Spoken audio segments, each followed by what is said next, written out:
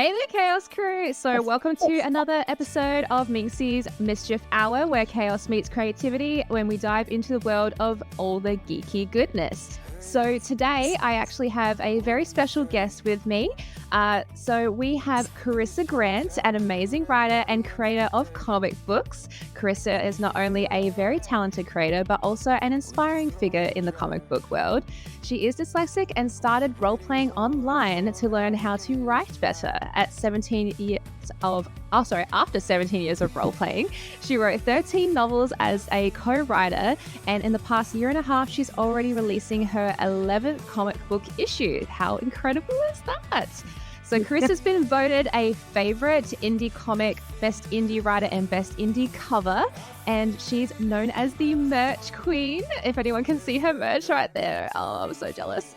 We'll be diving into her journey, her projects, and of course the main characters and merch from her comics. So get comfy and get ready to listen to some very fantastic insights. Welcome, Corissa. How's it going? Hi, thanks for having me on. And my puppy Anubis looks amazing on this camera. Usually he's hidden, so he looks fantastic. I'm so glad. I love staring at him. Oh, that's so cute. Yeah, he looks so excited. I mean, I have this one too, but he's cute, but he's like angry. So like he's super angry, but then you've got like him in puppy form and he's like adorable. Yeah. I'm going to call that one Mr. Grumps. It's kind of like those inverted octopuses that you can get with a smiley face and an angry face, and you just got the both of them there right next to each other. Grumpy Anubis. Did you not get enough souls today? That's my mood on most days. Yeah, he needs. You know, it's funny because he has I don't even know if I have him around here. He has a puppy. He has a hellhound. Here we go. His hellhound that he plays fetch with. So it's so funny because this puppy version is actually bigger as a hellhound. But in issue 5, he plays fetch. 4 or 5, he plays fetch with this hellhound. So it's kind of cute because he turns into this monster that's just like, oh, this dog wants to play fetch. But he's a hellhound, so he's just a dog, but you know. Yeah. So he's adorable. But yeah, I'm a merch queen. Where can I get one? Yeah, so these are all in my Kickstarter. I think there's only one left of this one. But there's a lot of. I think there's one of the hellhound. So these are actually a collector. They're handmade. So there's not many of these. These are commercially made. And we've got like 50 of these left. But yeah, so he's cute because his little headdress comes off. I like him with it, but that is it actually goes. It snaps behind. That's him. Like better than the Eevee dolls that you can get. Yeah, that's fantastic.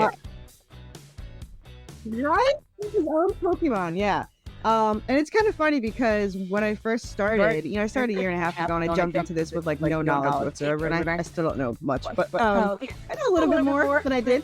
But I got made fun of by other creators. They're like, "You're new, and you've got why do you have merch?" And I was like, I was honest every time. I was like, well, I wanted it, and now it's tax deductible because I'm still a genius. So all the merch I have is because I wanted it first. So that's a completely logical reason. I don't see anything wrong with that. Right? Yeah, I thought that was a good reason. Yeah. Tell everyone a little bit about your comic books and actually how you got started in writing and creating these comic books initially. So how I started was, and many might not know this game, some might know it. So I played, actually, if you want to start from the beginning, I saw a commercial for an alligator coming out of a sewer, and it was for a game Resident Evil 2, like the original. And I didn't even own PlayStation. I had to buy PlayStation to rent this game to play it. That's how obsessed I was with this freaking commercial. And I got so obsessed with the game that the main character, Claire Redfield, I role-played her online for 17 years. And because I was dyslexic, I started as a one-liner, which now I can't imagine how I did that, because one line is like insane. But yeah, for 2 years I did one line, then I did para, then I did multi-character. So I went from one line to now sitting down and writing 3,000 to 6,000 words at once. So I obviously got a little bit better at one-liner. During that time, I met my co-writer, and we were role-playing with other characters. And I said, and I never did this. In 17 years, I had many amazing writers. But there's something about her. I call her my soul writer, because there's something about her that as soon as I met her, I was like, I've known you for like, I've worked with people for 2 years that were amazing, absolutely phenomenal writers, and I just say, and they wanted the story. I just could not see giving it to them. It was like I don't know. I was holding on to this story for so long. And then she came along and like 24 hours into it even. I was like, hey, I never give roles. Do you want to role play this character? And she's like, I never take roles, but yes, I do. So it was like, I sent her like a 4,000 word starter, a chapter, and that was it. That was nonstop. We stopped role playing with other people completely. And we just kept writing with each other. And after, I think it was after a year, we had 5 novels at that point. Wow. So I was like, you know what? And it was a complete story. That was 5, and we continued it. But there was a good story. There was a good complete. I was like, this is such a wasted talent. It's such a good story, great characters. But we can't release them as novels because, one, I'm a horrible writer. She's not. She's an amazing writer. She's a horrible one. This is not imposter syndrome. I really am a horrible writer, but I have amazing writing ideas. I could write a really amazing story. It just isn't. She can write a novel. I cannot. So I'm like, well, how do I do this? Like, what do I do with it? It's such a. I love this story. I'm obsessed with it. So I'm just like, all right, I'll just print it as a novel for us. I'll print it for us. We'll get a cover. We'll celebrate that we finished these 5 novels, and we'll do that. So I went to look for cover artists, and they were all very cartoony. So I had asked, do you mind cartoony? Because we've been going off, when you role play, you use actors in mind. So like it's more real. So I was like, do you want to go realistic? Do you want to? She's like, no, cartoony's fine. I'm like, a light bulb went off. And I said, stupidest words I could have said. Do you want to try making a comic book? How hard can it be? It's the hardest thing I've ever done in my life. Famous last words. But jumped on it, and famous last words. It was. Yeah, I'm so glad we did it. But it was like I was so naive. How hard can it be? It just cost me a fortune. But so what makes our story a little bit unique is because of the way we started as a role player. So how it works is I write a chapter, and then I write in Seraphina's, which is the main character's point of view. So she's talking, she's speaking to Draven, but I don't have any messages back. I'm writing this chapter as if I'm talking to this person. Then my co-writer will send back her chapter in Draven's point of view. So when you're reading the comic book, everything Seraphina I wrote, and everything Draven she wrote. So there's 2 completely different personalities when you're reading it. And you can tell because my character's like me. She can talk nonstop and barely thinks, and her character thinks mostly and barely talks. So you can tell exactly who wrote. Everyone knows who wrote. But you can tell because Draven, he mostly thoughts. Like he's got these huge thought bubbles in every page.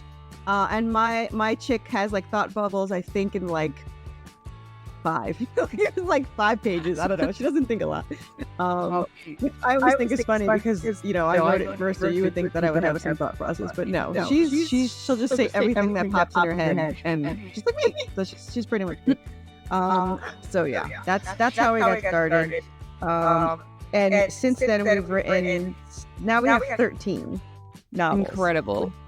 Which equals about 108 issues. So, but to for the comic world, the first 44 are a complete story.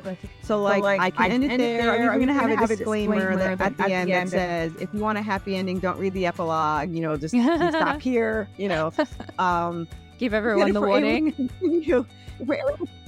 Yeah, like if you want to stop, I would stop now. I'm horribly famous for cliffhangers. I like to torture my characters, my readers, and they always want to kill me. And I'm just like, sorry. So that's how we roll. But if it gets popular enough or I can afford it, the next 30 issues are series 2, and that's also a complete, it continues, but it's like a complete story. So, but currently we're in the middle of writing series 3. And I think we're three novels into it, and I started the next two, and I'm working on their endings because I like to have their ending first before we like go into it. And then series 4 hasn't started yet. But that's going to be a crazy one because it's like a war between all the religious type, all the religions. So it's going to be Anubis and his army of mummies, and Hecate and Hades' army of zombies fighting with my characters against heaven and hell and like Celtic stuff, monsters and stuff. So there's a huge world there. It's all stuck in my head. I'm getting to it, but it's like, we're still writing. I wrote like 6,000 words like last week. So that's going to be a lot of characters to draw on one page. So we're... Oh, that... Yeah, there's gonna be my artist is gonna kill me. Actually, I'm surprised he hasn't killed me because we're really far ahead when we release these, which is hard work for me. My wallet, I love it. But my wallet's not too thrilled because I can't sell them yet because I have to do I do a Kickstarter every other month, which no indie really, especially new indie does. So I have every other month, and I ship them out within 7 days of the Kickstarter ending. And usually people do it like months after. So it's totally weird. Creators that I'm insane. They're not wrong. But I already have them made. So right now on Kickstarter, issue 11 is live until July 8th. And August 5th, 12 will be there. And then that one's a double issue. It's 44 pages. But we already are writing, or we're already drawing issue 17. So like we're way amazing. So a lot of people, when they do Kickstarter, they have this stupid disclaimer that says you are not guaranteed your rewards. It's like what they write. So it says you're not guaranteed these rewards. You're just pledging to help this person out, which I hate that freaking disclaimer. I'm like, these are done. You're getting them. And a lot of indie people don't finish their series. Like I have a lot of comics that have like the first 3 issues and it's been like a year and a half. And there's been nothing. Yeah. A normal scene creator does like 4 a year. I do like 7 and 8. I would do about 7 or 8 a year. But my series is so long. I have to. Like if I don't do 8 a year, this would be like when I'm, which isn't bad. You might have but we to still start have series 3 and. Yeah, you might have to start jumping on Patreon and selling it chapter by chapter. Yeah. You know what? That's not a bad idea. Like I might have to do that sometime because there's so many, and a lot of people, even though they want it monthly. If I had, the economy is really bad, so like my readers are like me. We're loyal but broke, So like, if it improves, I get more readers. I could do monthly, and I would be happy to do monthly. But for now, I have to give them this tiny little buffer of a month to breathe before they jump back on. But yeah, so obviously I'm very obsessed with the story. I love the characters, and I get so obsessed with writing it, and it's unbelievable. People are like, oh, what's your process of writing? And I was like, I sit down and write. I have no thought process whatsoever before I start writing. And we're pretty convinced that the characters write it because we've actually, like, especially me, I've argued with my character, like, during a scene. Like, I was writing the scene. The best writers do. Oh, I remember it so clearly. I'm writing this scene, and this weird stuff's going on when she walks in this room, and these things are attached to her, and I was like, this doesn't make any sense. And I need to start over. And the character's like, no, keep writing. I was like, this makes no sense. I don't know where it's going. She's like, just keep writing. So I wrote the whole scene out. I was like, what the hell just happened? And it was awesome. It was an awesome scene. And I wanted to be one of my favorites, and I sent it to my coordinator. My coordinator's like, what the hell? Where did this come from? I was like, I have no idea. She's like, where's it going? I was like, I have no idea. Like, it turned out to be a really cool scene, but like I had no idea where it was going, and one of my many boxes is falling. There we go. I'm so glad the camera doesn't show the 50 boxes just on here. That they're all empty. I'm not going to die on camera. And that would give you good views though, because be like, that would be very on camera interesting. Under passion of work. It'd be very unfortunate because I'm pretty sure everyone's going to hate me for you guys not being able to get your next comic books out. I'm pretty sure that was what would happen. Oh, right. You know what? It's so funny because I'm working on the scripts so that if I died, my husband will still release them. He won't know what to do with them. He'll have to give them to my friend that does it. My friend Lori does a comic too, The Path of the Pale Rider, which is amazing. But she's in charge because my co-writer won't know how to do the Kickstarters or anything. And so I told my husband he needs to use like my life insurance to finish the book. So here's hoping I don't have to go through my husband. But I want the story to be definitely done. Definitely 44. And then I'm hoping to do. I also have 5 in a prequel that are already written too, which are the most depressing issue. It's like because it's like it. So to give a little bit of story, since I talk nonstop about whatever, they're soulmates. So you have Seraphina, who's an angel descendant, and you have Draven, who's a demon descendant, and they're soulmates. And Seraphina was created from an angelic weapon from her angel and goddess mom. But after she was created from it, she absorbed it. And this demon who's been trying to get this weapon for centuries tried to steal it from her by killing her, and she just kept reincarnating. So he decided to create Draven to trick her into giving it to him, and instead he fell in love with her.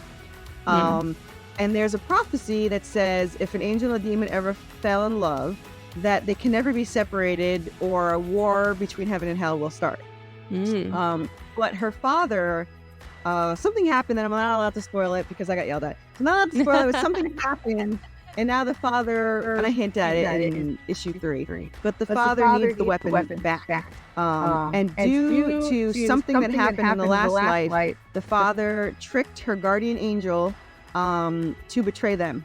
And now the weapon is out in the world. So it's now a keychain. And she doesn't know it. It's a keychain. She gave it to Draven. You've made it into a keychain for merch, right? Yeah, I do. Okay, perfect. That's all you needed. Yeah. Okay. One of them is secretly the real weapon, right? You've just delivered it to somebody's Kickstarter. Yeah. No secrets online on air, so I can't say these things. But yes, one of them is live. So this weapon, it has the power of souls, right? So if either side gets the weapon, heaven or hell, they can tip the scales in their favor and they can win the war. So they obviously want this weapon. However, they need Seraphina's soul to activate it. So if they activate it, she can never be reincarnated. So Draven will never see her again, or they can't have an afterlife. So obviously they're kind of against that. Yes. But yes. So due to that, the father had tricked, the guardian angel in the last life, and now this is their new life. So the prequel shows how they met in this life. We're eventually going to write the past. Like I want to do, how the weapon was created and all that stuff. But the prequel is so depressing because they have to obviously keep being separated because the angels and demons want them separated. So they keep separating them. So it's not until now that they get to be together and try to go through this chaotic world where their fathers are after this weapon. And it's kind of like a horror love story, but it's not romantic in any way possible.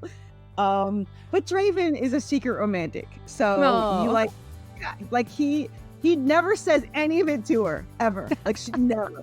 But it's all in the thought bubbles. Yeah, it is. It's like if you never had these thought bubbles, you would never know. You would think he's the biggest jerk in the world, and you would be like, how does Seraphina even like? But when you read these thought bubbles, and he's just like, she's my everything, and I can't exist without her, and all this stuff. So and then he just goes, hey, pass me a sandwich. It's like he says like 2 words at a time. He's just like, okay, or whatever. He starts to talk a little bit more eventually, but it's just funny that he barely talks. He can be very sarcastic. Like my favorite scene in issue 1. So to give a little bit of the story without giving it away, like someone's like, you gave it all away. I was like, it's the first 8 pages. I just give it So to give a little of how it starts is you see Seraphina as a teenager, and her brother is possessed by a demon and kills her parents. and they were supposed to run. Seraphina and Draven were supposed to run away that night. So she's waiting for Draven to come back, and while she's waiting for him to come back to get her, she stumbles in as her brother is murdering her parents. Right. Yeah. So he goes after her, and she gets mortally wounded. She gets wounded really badly, and she jumps out the back window, and she's trying to get to Draven. Draven comes from, she calls him and says, "Don't come," which of course is the first thing he does is race over to her house. He goes through the front door. She jumps out the back window. He's searching for her, and he slips on her blood, calls her name, and she turns around. As she turns around, she gets hit by a car and gets taken away to another city. So they no idea. He has no idea she's alive. She has no idea he's alive, and he gets arrested for her murder. So that's. And to anyone listening, it's really not a spoiler. I just read it. It actually is in the first 8 pages. There's a lot happened in the first 8 pages. I was just like, this just jumped right into it. And it jumped right in. Yeah. To anyone that's ever read the Darren Shan Demonata series, that's exactly what happened. I was like, oh God, this just went right there. Everybody's dead all of a sudden. What just happened? Everyone's dead. Everyone's unhappy. Everyone's miserable. There's a 10-year gap where they thought each other was dead. Draven trained as an assassin, and she trained as a supernatural hunter for anyone that's seen Supernatural. And so they've been kept separate for these 10 years. And they couldn't find her because he has the weapon. So it's not activated. They have no idea where she is. She's kind of doing her own thing. And then something happens that sets off this catastrophic, situation where they're both placed in this town. And now that they're placed in this town, their fathers are like, let's merge it with hell and trap you in here and all this stuff. So now they're trapped in this town of hell where they're trying to get her.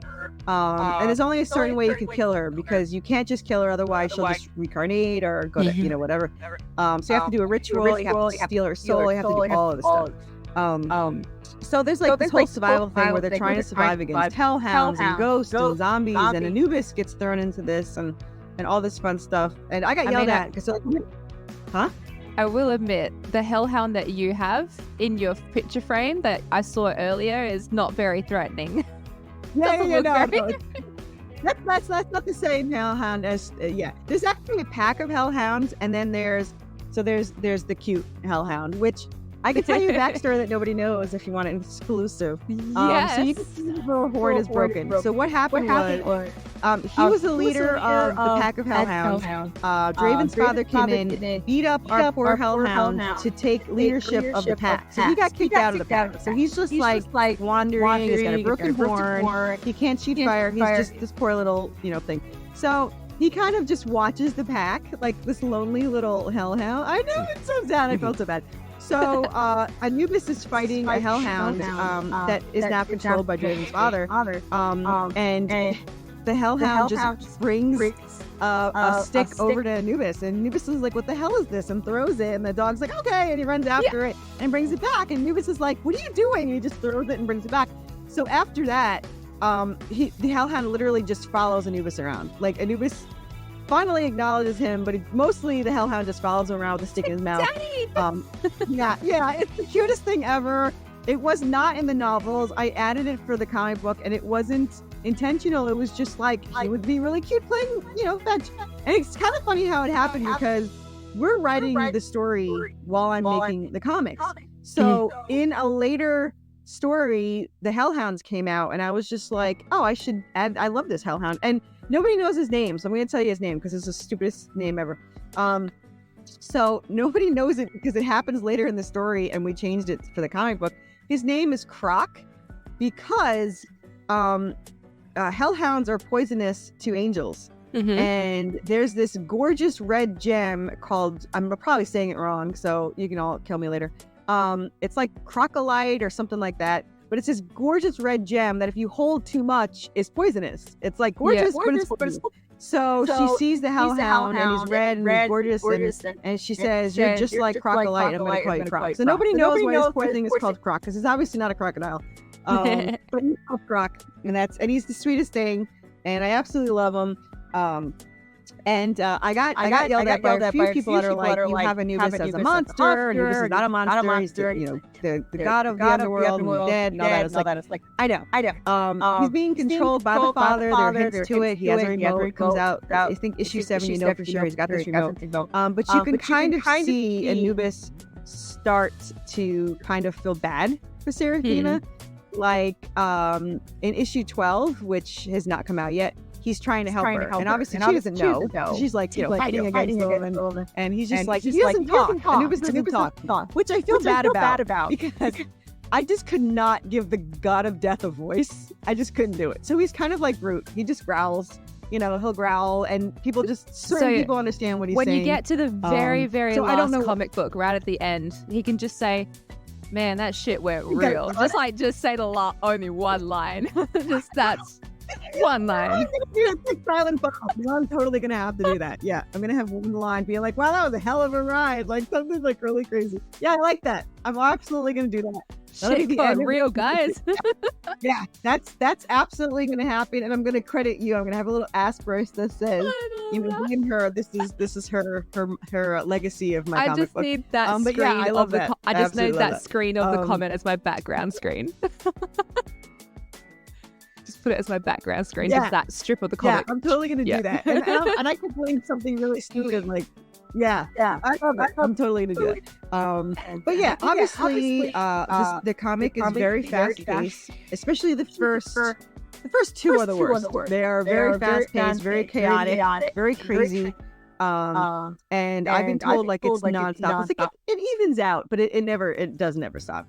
They do have slight moments of happiness, but just be warned that's a sign that it's gonna go worse. And I have really invested readers. Like I have to say, my letter is the worst. He's super invested, and he's just like I don't have him.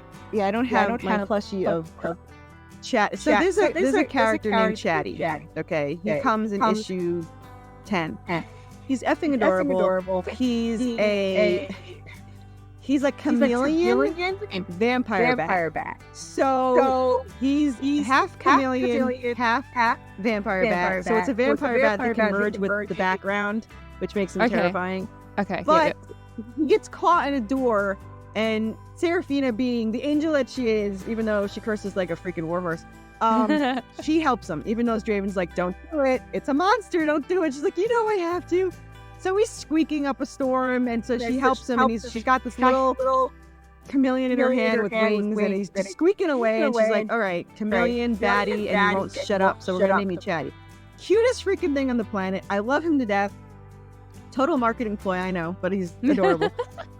So he was supposed to be like a one-time thing. Like he's there, he leaves, but he's just so freaking adorable. So he also follows her around, and they get separated. So every time he sees her, he winds up with Anubis, and every time he sees her, he flies towards her and always misses her.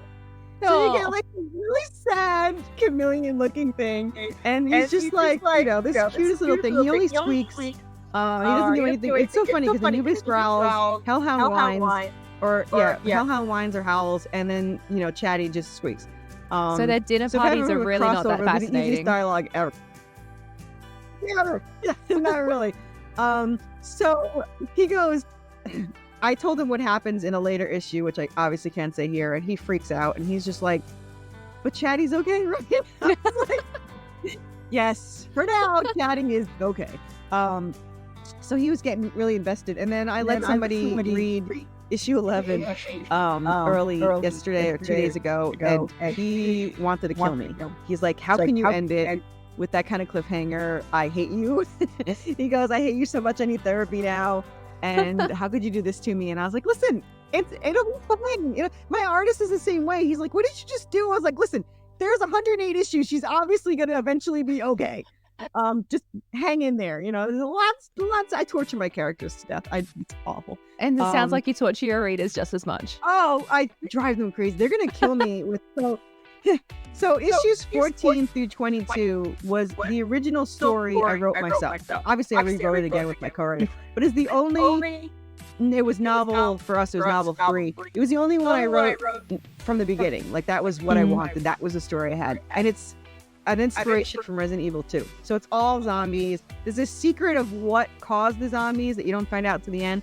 But so these are the ones that I want the most. I love them all, but 14 through 22 is my baby. That's like my baby. So we're drawing 17, and the way 16 ends, I know everyone's gonna kill me, and I can't wait for it. I can't show anybody. I showed like 2 people my letter. That's why he got mad at me.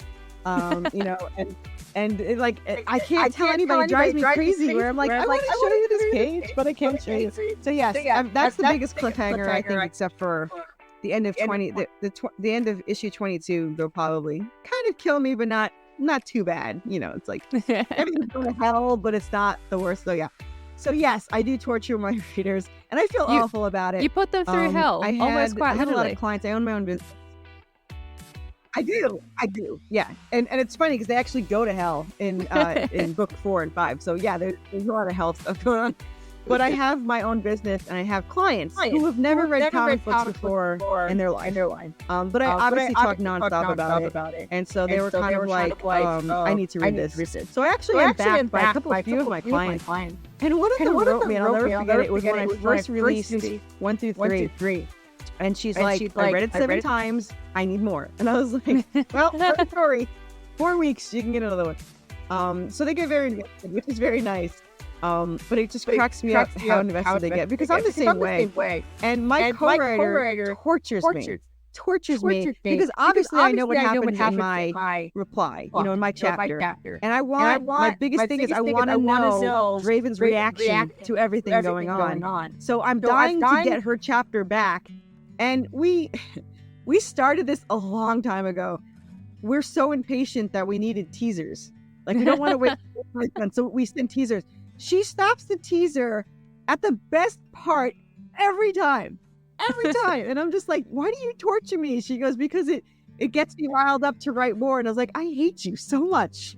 Like, I love you and hate you all at the same time. Motivation for each other. For like, no, that's fine. And you haven't answered any questions. So go ahead. I know you have questions that I probably have answered somewhere in there, and I'm sure there's some that I haven't answered. So no, that's fine. Like, I'm totally all for the ride. That's all good. But so I'm getting a concept of your favorite characters and the characters you like the most and things like that.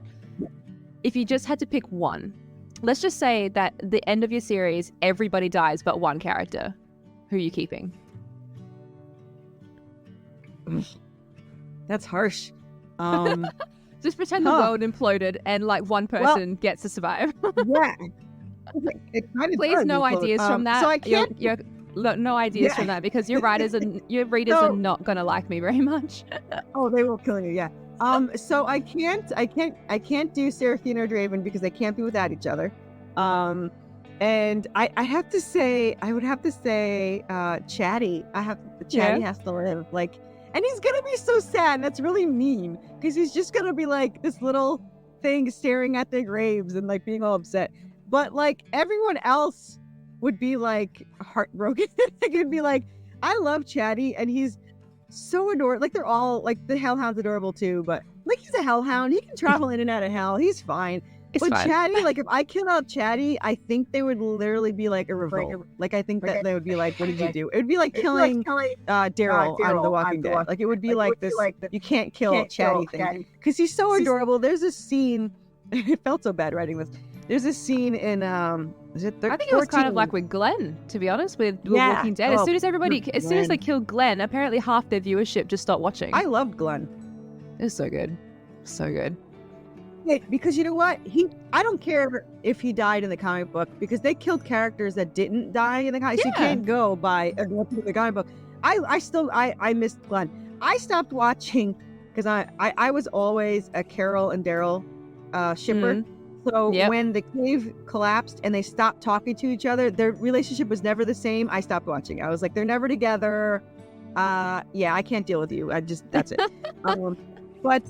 Chatty will have to live, and he'll be sad, and we'll figure something out for Chatty. But I just feel like that if he was killed, because this one scene, I think this is what my letter was upset about. There's a scene in 14 where Seraphina has no idea that Chatty is even following her, because they got separated like while ago, but he's hanging out with Anubis as he's being stalking her. So she gets in a car and she's driving away, and Chatty like flies after her, and then the car just vanishes in, because it went too fast, and he just trumps on the ground. He looks all sad. Anubis picks him up, and he's like, "We're following," and he's just like, they go after it, but he just looks so bad. Like, I felt bad. I wrote it.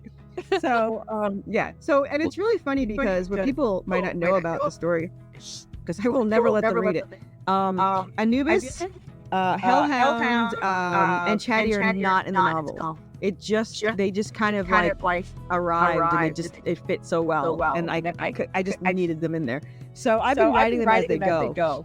So I don't even know what part they have. Like I just added them into like the rest of the series. I was just like, they fit so perfectly in there. They're kind of stalking them. They're kind of getting them. They're helping them in the back. I'm feeling a funny vibe that Chatty's gonna swallow this keychain at some point by accident. Yeah. We should have like the Guardian bit at the end, like it's curled his little tail or something.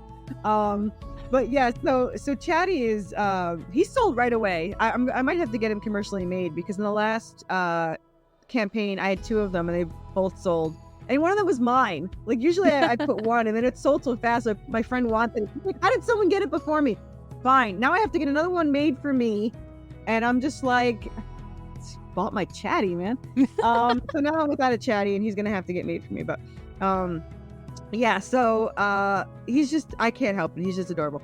But it was so weird that these weren't in the books, and I need them now. Now that they're in there, like how were they not in there?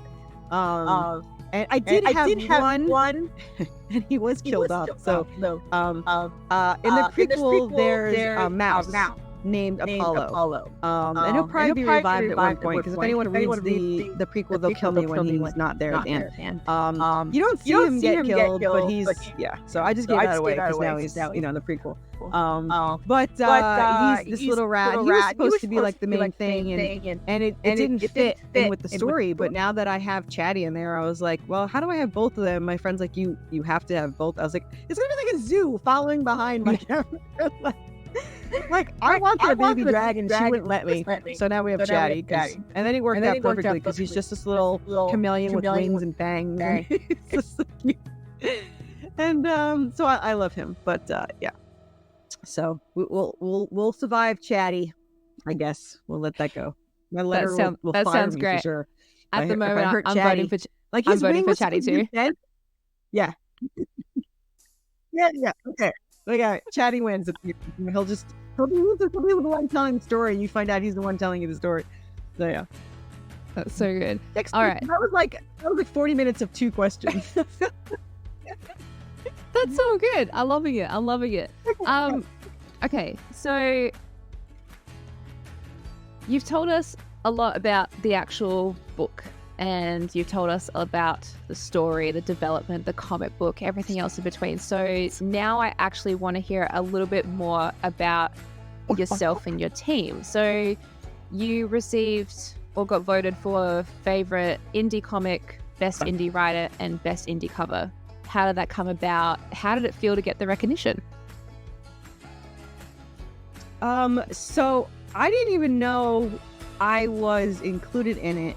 Somebody added me, and they had to vote to be added. So I had sent the link to everyone. I was like, oh, you can vote for me to be added. So it did. It got on there, and then it was so weird because when it won, I was thinking I have like I don't know 20 clients and friends, and I sent the link to. I mean, how many am I sending links to? So I sent it like 20 people.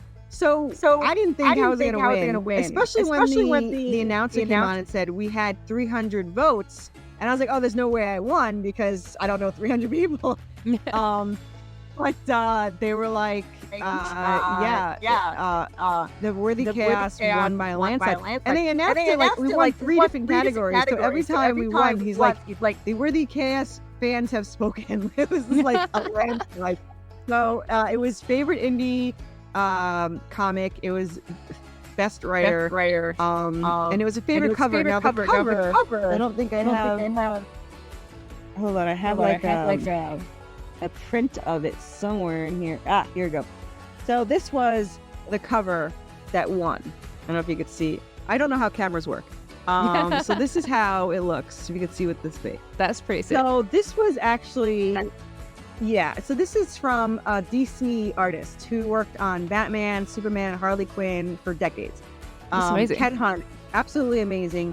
Colored by, a lot of people know her. I didn't know her before, but Lady Death Universe interior colorist CC Dela Cruz colored it.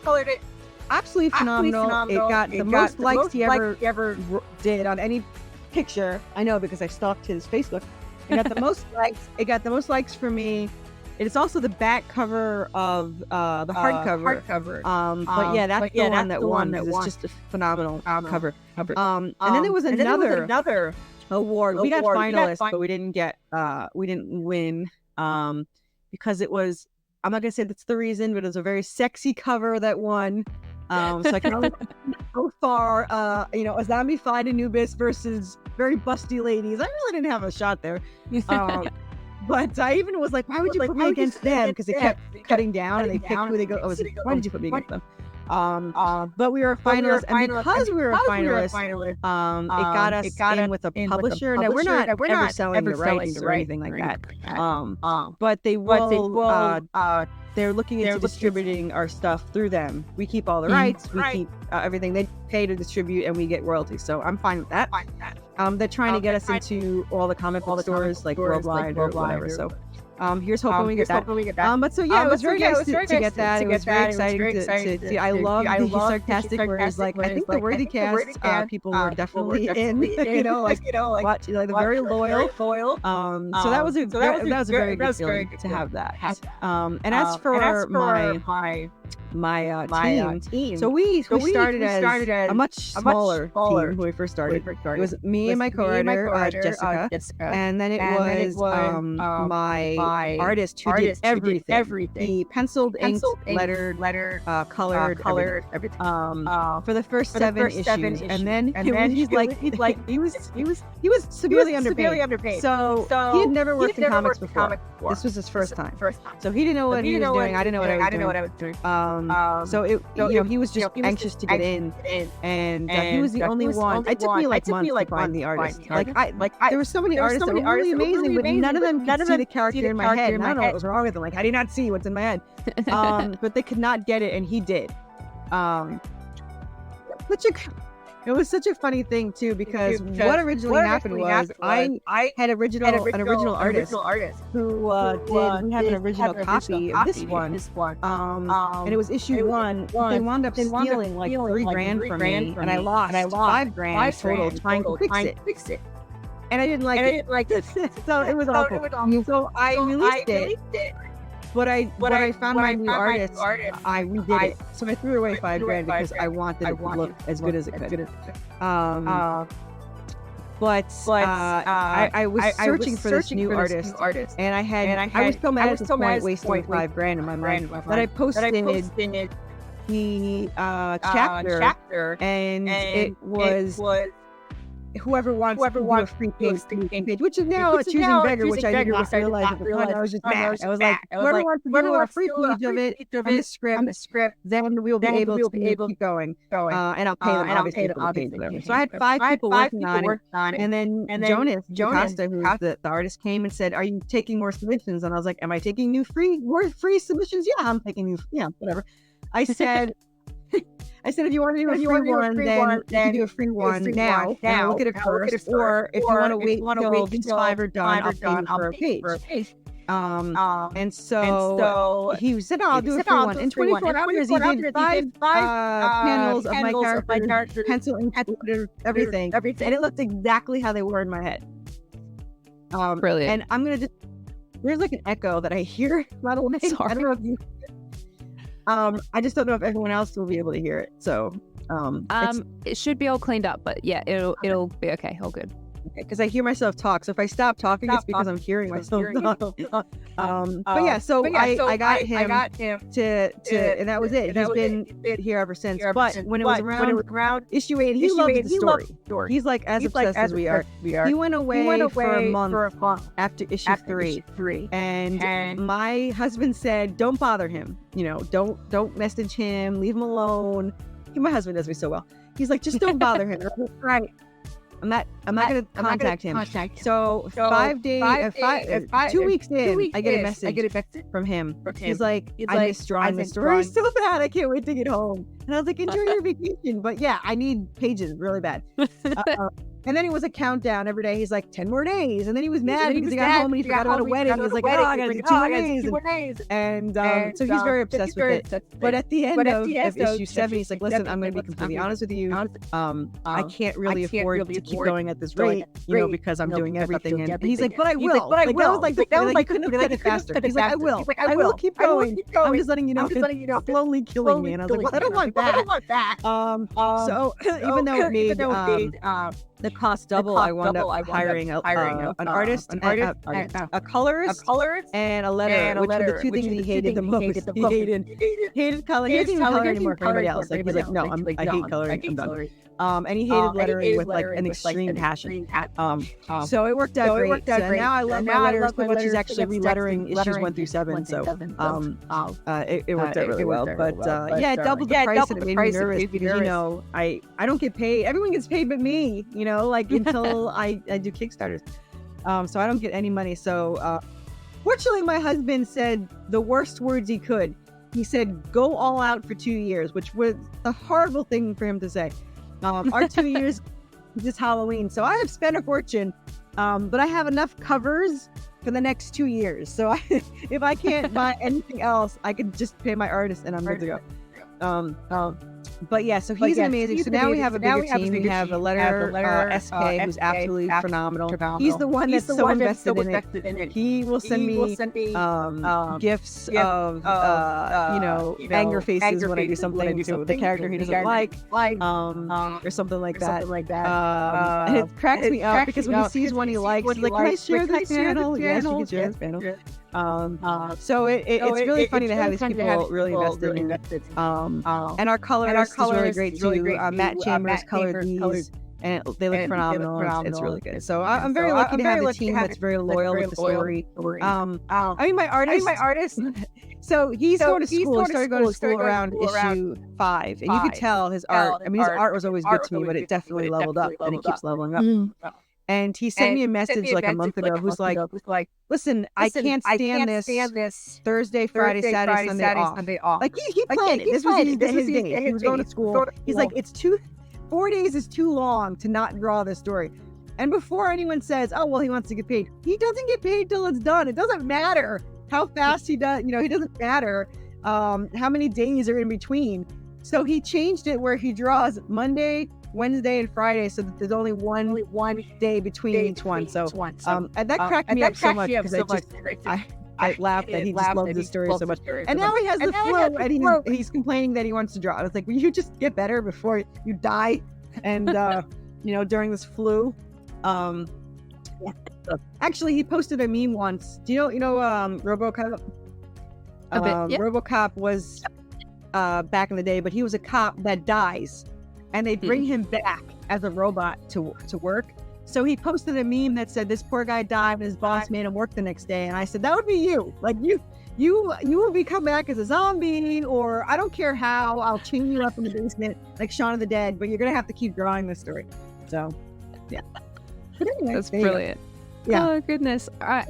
Tell everyone about your upcoming releases, where they can get them from, about your Kickstarter, what they can get from your Kickstarter, because we've only got days left, more or less, a couple of weeks left to go for your Kickstarter, so they need to know as much about it as possible. Yeah, so the good thing about our Kickstarter is if you're new coming in, this is very rare. I don't know why all Kickstarters don't do this, but you can actually buy issue 1. You do not have to buy the entire catch-up tier because there's 11 issues. So if you don't know if you don't like it or not, for $5 you can get the PDF of issue 1 and 2. But if you message me, I'll send them for free. So everyone knows. I love the story, and I've sent them to hundreds of people for free when they ask me.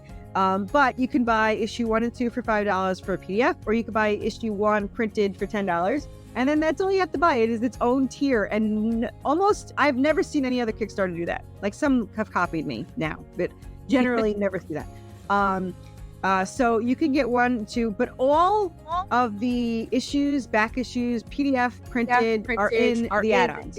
So you can get PDF 1 and 2, and then you go buy 3 and 4 if you want. You don't have to buy a ketchup kit. But you can get a digital ketchup here for $25. It has all 11 issues in there. So you can have that. But you can just buy issue 11. There's 3 different covers. There's one from Jonas de Costa. There's one from Vince, who did an amazing cover, and there's one from Kevin Sharp, who is actually a Marvel artist, who, if you look him up, he's on the Marvel page, he's done Thor, he's done tons of Avengers and all that fun stuff, so you're able to look that up. So there's 3 covers to choose from. There's a metal cover you can also choose from. There's a lot of merch, obviously. There's like 4. We have the skeleton bird plushie. There's one left. We have Anubis plushie, which is one left. It's cute. Yeah, I love this. He's our best seller, believe it or not. I've sold a couple of him. And then we have the Hellhound. And then we have, which it's too far away for me to reach, but we have a zombie mental patient from issue 8, 9, and 10. I think he's in that. His straitjacket is removable, and my mom doesn't like horror, and she doesn't read comic books, but she bought a plushie of the zombie. I don't know why. She thinks he's adorable. So he's here somewhere. I'll have to find him.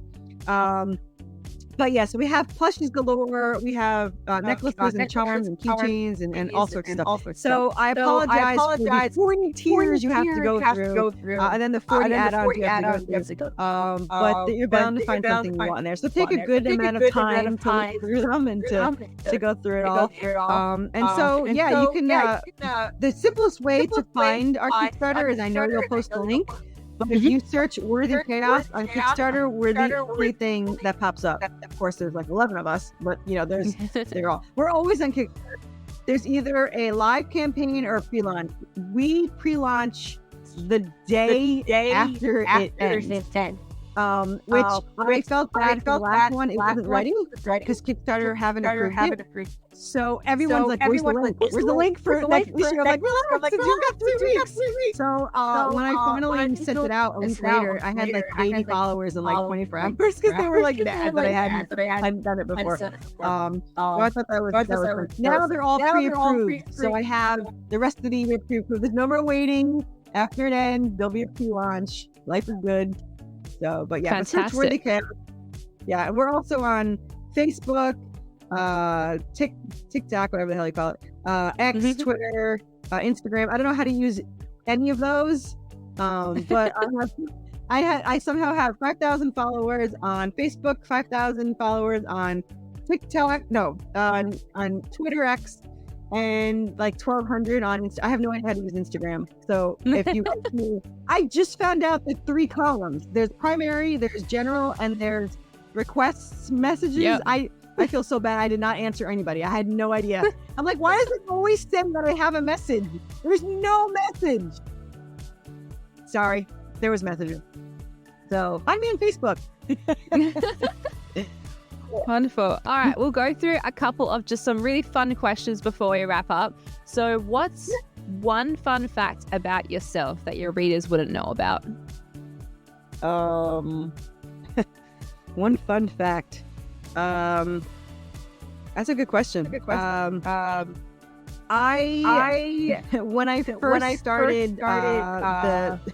When I first started playing Resident Evil 2, it didn't have an instruction manual because I rented it, and my poor character kept walking into the fire. I could not get him to walk. So I threw the controller, all mad at this, and said, "This is stupid. I'm returning it. I want nothing to do with this game ever." My brother, who's 3 years older than me, he's been playing Zelda since he got out of the womb. You know, he came in, he picks up the controller, and he starts playing it. And I'm like, what the hell? Get out of my room. So since he showed me how to do it, I kicked him out, and then I started playing. So if it was not for my big brother being obsessed with games, I would not be here because I would have never played Resident Evil 2, and I would have bought PlayStation for no reason whatsoever.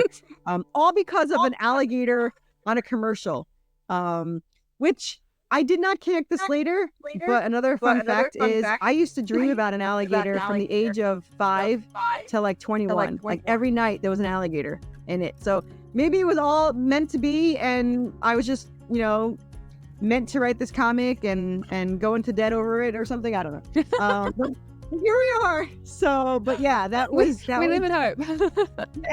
Yeah. So that would be the thing that I'll never forget the fact that I threw the control and I was like, I'm done with it. It was like 4 seconds. I tried 4 seconds to get the character to move, but it's like I couldn't even describe how he moves now because now I know it by heart. But I was just an idiot to begin with. So there we go. That's so funny and so really cool as well. So really an incredible chat. I loved hearing about so much of that. So that's a huge thank you, everyone. A huge thank you to Corissa Grant for joining us today and for sharing her really inspiring journey and such amazing insights to her book and her world. It's been an absolute pleasure having you on the show, Corissa. Well, thanks for having me on, and I'm sorry for the hour of rambling. I appreciate you letting me ramble on about my story. That's why when you told me, like, is there going to be any like silence that I'm like, no, there will be no. I've never been told. Somebody once said to me on my show, they like, oh, I can't do shows because they told me I don't talk enough. I was like, I have never been told that in my entire life ever. So here we are. Brilliant. I love it. All right, Chaos Crew, if you're as excited as I am about Corissa's upcoming releases and want to keep up with her work, make sure to follow her and check out all of her comics. Trust me, you really don't want to miss out on these stories. I've started reading them myself. I'm already hooked. And don't forget, you can catch this episode and more on the YouTube channel, the Spotify. It's going to be released on most of the podcast channels. And of course, it'll be posted on Facebook and social media as well. And if you enjoyed the stream, please share it with your friends and your fellow comic book lovers as well. Also, stay tuned for any more exciting episodes that will come up, and we'll dive into more worlds of course, tech, cosplay, anime, gaming, artistry, and so much more. Thank you for joining us today. It has been an absolute blast. I can't wait to bring more chaotic fun back again. Until then, everyone, stay creative, stay geeky, and most importantly, stay chaotic. We'll see you next time, Chaos Crew.